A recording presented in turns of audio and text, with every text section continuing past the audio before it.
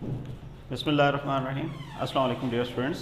आज chemistry class का जो है वो हमारा सेकेंड केमिस्ट्री का थर्ड लेक्चर है और आज हम इस लेक्चर में केमिकल प्रॉपर्टीज़ को डिस्कस करेंगे और पीरियड 3 एलिमेंट्स किस तरह से केमिकली रिएक्ट करते हैं इसके बारे में हम पढ़ेंगे। ओके, हमारे पास बेटे प्रॉपर्टीज़ ऑफ पीरियड 3 एलिमेंट्स आज का मेन टॉपिक है। ओके, इसमें हमने पढ़ना है जी आज रिएक्शन विद वाटर और H2O। चलें हम इसको एक चार्ट की शक्ल में जो है वो स्टडी करने की कोशिश करते हैं। Our main focus is water. If we are going to react sodium with water, what will happen? Sodium reacts vigorously, violently with water, and it immediately produces sodium hydroxide along with release of hydrogen gas. बेटे जो hydrogen gas release होती है ये इतना highly एक्सोथर्मिकली release होती है कि immediately इसको आग लग जाती है and it look like a fire on water. Second one, magnesium can react differently with water under different conditions. Okay, अगर हम बेटे कोल्ड वाटर के साथ मैग्नीशियम का रिएक्शन करें तो मैग्नीशियम स्लोली रिएक्ट करता है और रिएक्शन करने पे मैग्नीशियम हाइड्रोक्साइड बनता है, साथ में हाइड्रोजन गैस।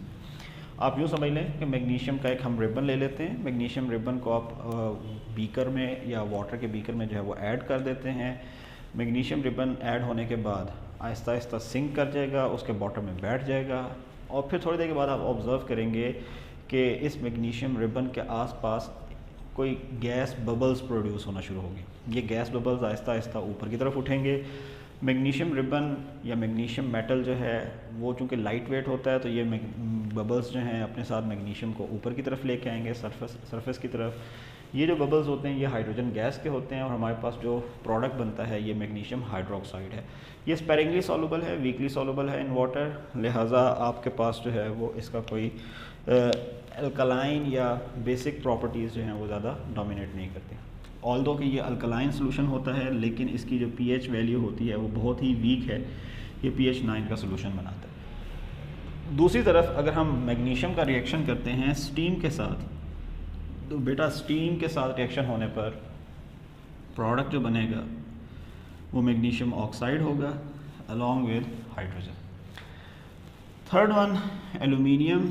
एलुमिनियम को अगर आप वाटर से रिएक्ट करने की कोशिश करें तो एलुमिनियम एक ऐसा एलिमेंट है कि जो सुपर हीटेड स्टीम पे ही शायद वाटर के साथ रिएक्शन करेगा और वो भी बहुत स्लो रिएक्शन करेगा। तो अगर मैं कंडीशन लिख दूँ सुपर हीटेड स्टीम तो इस कंडीशन पे ही आपके पास रिएक्शन होगा और वो भी बहुत स्लो रिएक्शन होगा, फॉर्मेशन होगी एलुमिनियम ऑक्साइड की और साथ में हाइड्रोजन गैस प्रोड्यूस होगी। ये जो एलुमिनियम ऑक्साइड प्रोड्यूस होता है बेटे ये एलुमिनियम ऑक्साइड एक कवरिंग या लेयर डेवलप कर देता है over the surface of metal. ये एलुमिनियम ऑक्साइड इस मेटल को फर्दर रिएक्शन करने से जो है वो प्रोटेक्ट करता है, आपके पास फर्दर कोई रिएक्शन जो है वो प्रोसीड नहीं करता। एलुमिनियम के बाद हमारे पास कहानी है सिलिकॉन की, हमारे पास कहानी है फॉस्फोरस की एंड सल्फ़र की। इनके बारे में ये है कि ये आमतौर पर वाटर के साथ रिएक्ट नहीं करते, do not react with water H2O। इसी तरह अगर क्लोरीन की बात की जाए तो बेटे क्लोरीन का रिएक्शन वाटर के साथ पॉसिबल है। अगर हम वाटर और क्लोरीन को आपस में कंबाइन करें तो एक हाइड्रोजन और क्लोरीन आपस में मिलकर बना देगा HCl हाइड्रोक्लोरिक एसिड और OH और क्लोरीन आपस में मिलकर बना देगा HOCl हाइपोक्लोरस एसिड। ये जो हाइपोक्लोरस एसिड होता है ये हाइपोक्लोरस एसिड अनस्टेबल है, it immediately diffuses under the effect of sunlight तो बेटे जब ये सनलाइट के साथ इसका इंटरेक्शन होगा तो ये डिकम्पोज हो जाएगा।